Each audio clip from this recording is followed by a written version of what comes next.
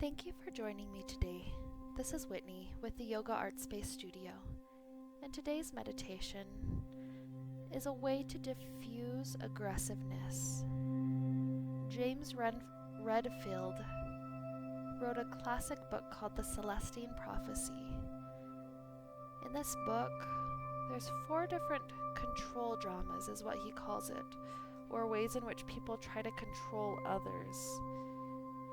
It's almost as if they're trying to steal energy from you in one way or another, because it's like they don't have enough energy on their own. They haven't figured out the ways to feed themselves, and so they feel like they have to steal it from other people.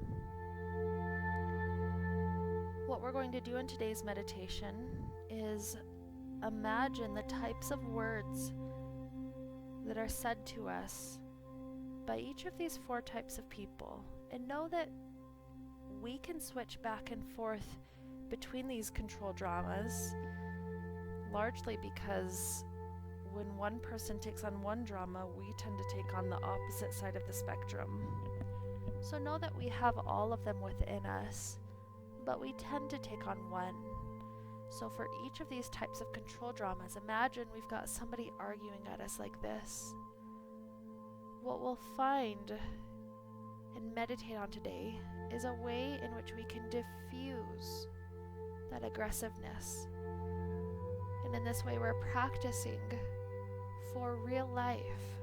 We don't want to feel so aggressive, so fearful, so much fighting against other people.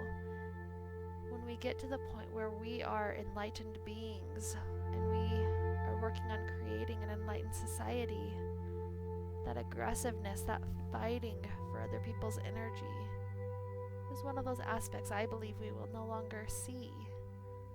And so this meditation helps us on that evolution process to get to where we want to be one day. So take a nice comfortable seated position. Posture is nice and tall where the breath can flow freely.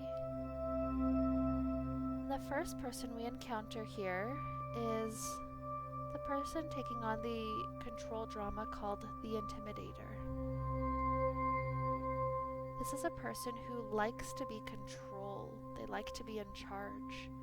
They usually try to do this through bringing you into a fearful state. Maybe they're threatening violence upon you. Maybe they're using the or else type of thinking, such as a very simple request: go clean your room or else you'll have to go to timeout. Or it could be very severe: give me your money or else I'll take your life.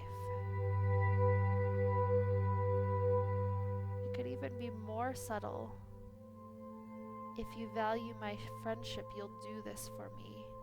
So in other words, if you're my friend, if you want to be my friend, you have to do this or else.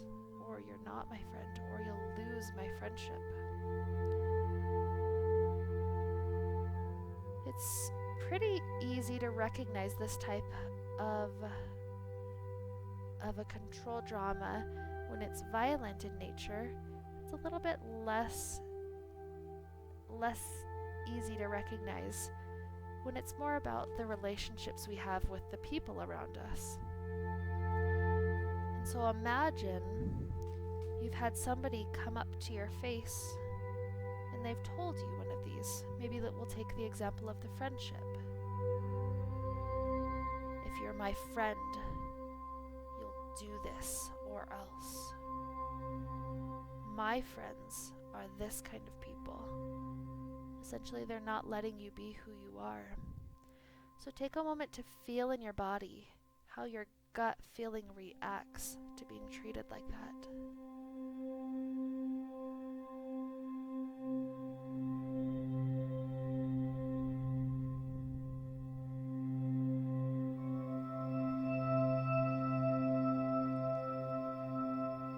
Notice that that gut feeling is what feeds their energy. Generally speaking, when we point out the control drama that people are doing, it takes away that energy that they're trying to steal from us. It takes away and diffuses the situation entirely. So imagine what you might say to a person like this. Rather than reacting, "Poor me," becoming the victim, perhaps you could point out this drama. You could point out the irrationality without attacking, saying something like, perhaps, "I feel that you're trying to control me and my friendship with you through the use of this tactic. Our friendship means a lot to me, and I know that silly requests like this are not something that's life or death. We all have needs, and I'd love to try to help with the needs to the best that I can, but this particular request is not something that I can do at this time, and I'd support your love and your friendship, as in this case, I decide to say no." That's one way to react. Other times we might say yes without feeding into their energy. Ultimately, the goal is to try to breathe long, deep breaths and react in the most positive way possible, the kindest way. Think of the most gentle person in the world and try to become that. The second control drama is the interrogator. The person who won't get off your back. They ask you question after question, trying to find the fault, trying to nitpick at every little thing that you might have done wrong, trying to turn you into a person who feels guilty, who should feel bad about what you did and how you are. Maybe you can think of a person like the television shows with the police interrogating the person, acting very aggressively about question after question. Eventually, sometimes it builds up to the questions. Well, what did you do that for? Or what were you thinking? Obviously, they're trying to tell you that you should feel guilty. There was something wrong in how you approached a situation. And so imagine receiving this aggressiveness, all these questions after questions, them trying to find fault in every little thing that you do. Imagine a person reacting just like this to you. Take a moment to feel what that feels like in your gut.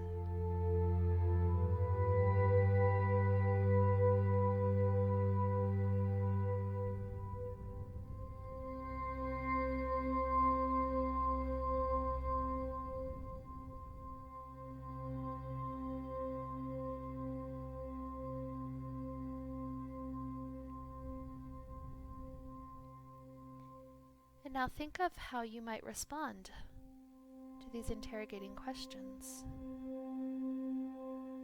Perhaps even pointing out, "I appreciate how much you must care for me, to be giving me your time and your attention like you are. In this moment, I feel like all of these questions are trying to point out things that are not helpful about me, things that are not going to help me be a better person for future events. We all make mistakes. We all do things imperfectly sometimes. So I would appreciate your love as we kindly discuss things that might be helpful for the future, rather than be stuck so much on how wrong we've done things in the past, because we all make mistakes. And feel how that has a different sensation in the gut. Those don't have to be the exact words. All of us think differently, but feel how this feels slightly higher.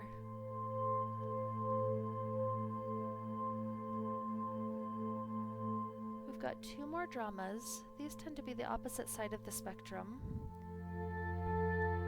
The dramas that people tend to react to when they're being interrogated or when the intimidator is there. The next one is called the aloof person. The aloof person doesn't really give straight answers.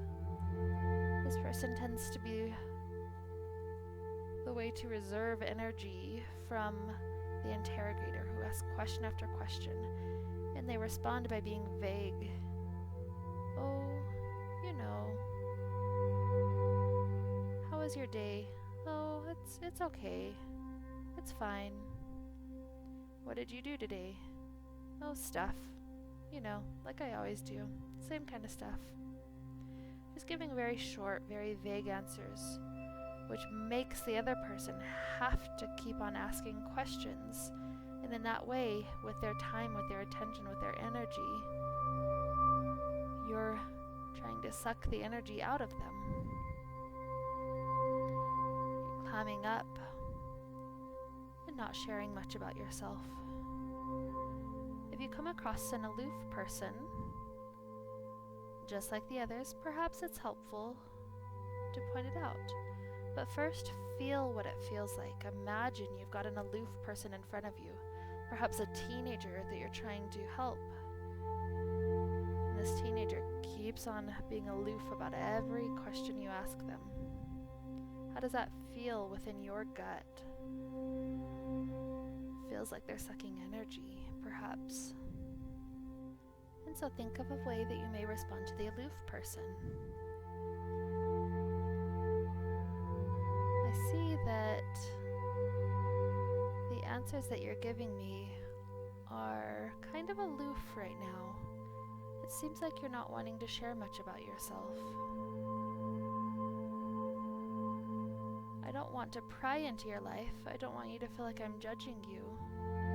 Just know I'm here for you, and I want to help as much as possible. But it's difficult for me to do that when there's no communication going both ways. And so I'll be here for you when you're ready to talk. I don't want to push myself upon you. But I need you to talk to me when you're ready for it. Would it be okay if we get together tomorrow afternoon and discuss a little bit more about this? Perhaps that's one way to respond to them, not making them feel cornered or threatened, but allowing them the space that they need to process these emotions that they're going through. And now the last type of drama we'll consider today is called the poor me drama. This is the person who whines and complains. They're the victim of their situation. They don't want to take responsibility for their half of the choice.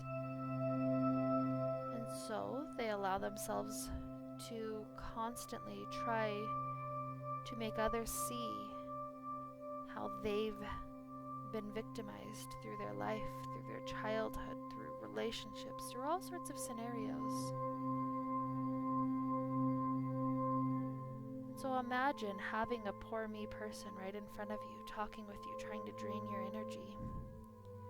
They're telling you about all the things that are wrong about their life and how they deserve to have your time and your attention and your energy, your money. They deserve this because they've had it so hard in their life. Feel in your gut what it feels like to be around a person like this.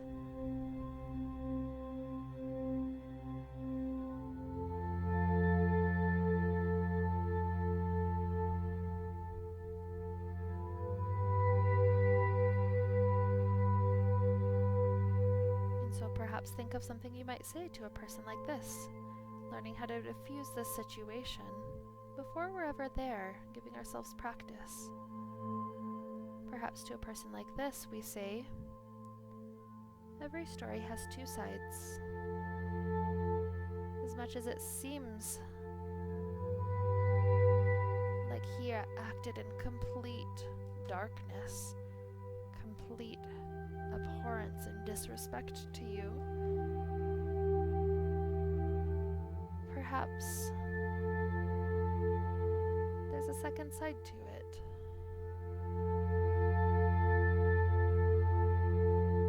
Perhaps this person hasn't learned yet how to communicate, how to talk.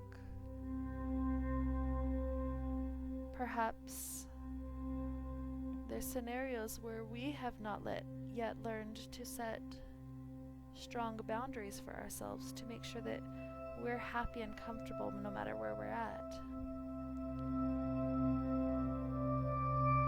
Is there a way I can try to help you in the situation and to help you if this were to ever happen in the future? Realizing that ultimately we all have a part in anything that happens to us. And likewise, there are no victims. We all can grow and learn from everything that's happened to us. We all can find forgiveness, no matter what we've been through. Perhaps find a way to respond like that feels a little bit lighter, a little bit kind, but not just saying, oh yes, poor you.